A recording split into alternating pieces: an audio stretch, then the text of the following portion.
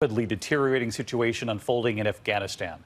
The Pentagon tonight has now revealed it is sending 3,000 American troops back into Kabul to help remove a significant number of U.S. Embassy personnel as the Taliban now sweeps across the country, taking control of at least 12 cities. The AP reporting late today they have now taken Kandahar, too. The Pentagon today saying the U.S. will send those thousands of troops back in over the next 24 to 48 hours to help remove a significant number of American personnel. Of course, all of this less than 3 weeks before the U.S. completes its scheduled withdrawal from the country.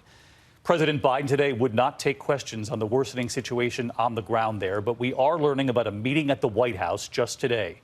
Taliban fighters now seizing those 12 major cities, Kandahar, the second largest city in the country. The Afghan military releasing video claiming to show airstrikes on Taliban targets. And the map tonight, you can see the dark red right there. Those are provinces held by the Taliban in April, just 4 months ago, when President Biden first announced the U.S. troop withdrawal. And look at the dark red tonight. This is what the Taliban controls now, roughly 2/3 of the country. Tonight, a U.S. official saying the events in Afghanistan in the last 24 hours were a significant factor in the decision by President Biden to go forward with this new and urgent plan to reduce staffing at the U.S. Embassy. The State Department saying today this is not an evacuation, but at this hour, that's exactly what this looks like. Rachel Scott on the meeting at the White House, but first ABC senior foreign correspondent Ian Pannell leading us off.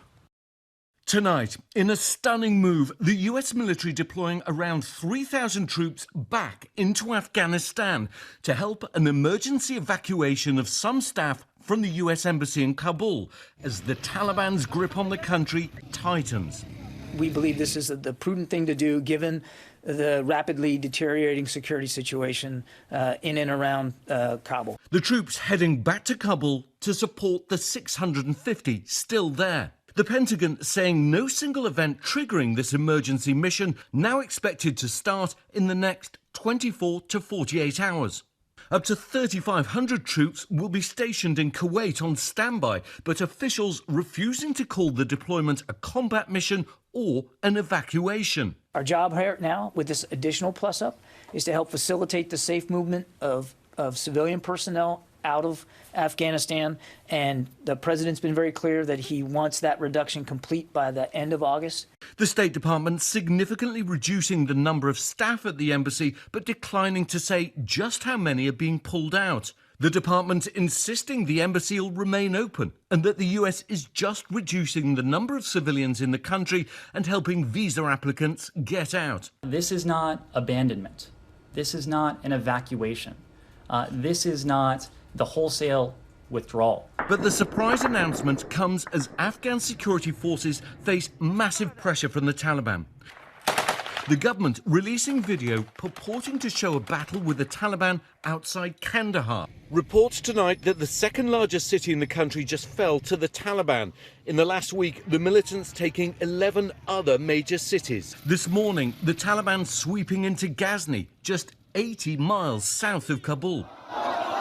These videos showing Taliban fighters controlling the streets, some posing for the cameras, increasingly confident. And this afternoon, the Taliban taking Herat. Video filmed by the Taliban appearing to show them wandering through police headquarters. And today, President Biden refusing to answer questions as the situation on the ground deteriorates dramatically. The question there, is Afghanistan lost? The president not answering today. Ian Pannell with us live from London tonight, where the UK now says it will be sending its own military personnel to Afghanistan to help British nationals leave the country. And Ian, you reported there that the U.S. is not calling this a combat mission or, as I mentioned, an evacuation either. Officials say the embassy will stay open. But what does that mean tonight? How many will remain? Give us an idea of what sort of U.S. footprint will be left in Afghanistan after this new and urgent move. David, the Pentagon only saying less than 1,000 troops, but given the pace of events, it'll only be a matter of time, surely, before Kabul's under siege and those remaining troops and embassy staff will be forced to evacuate.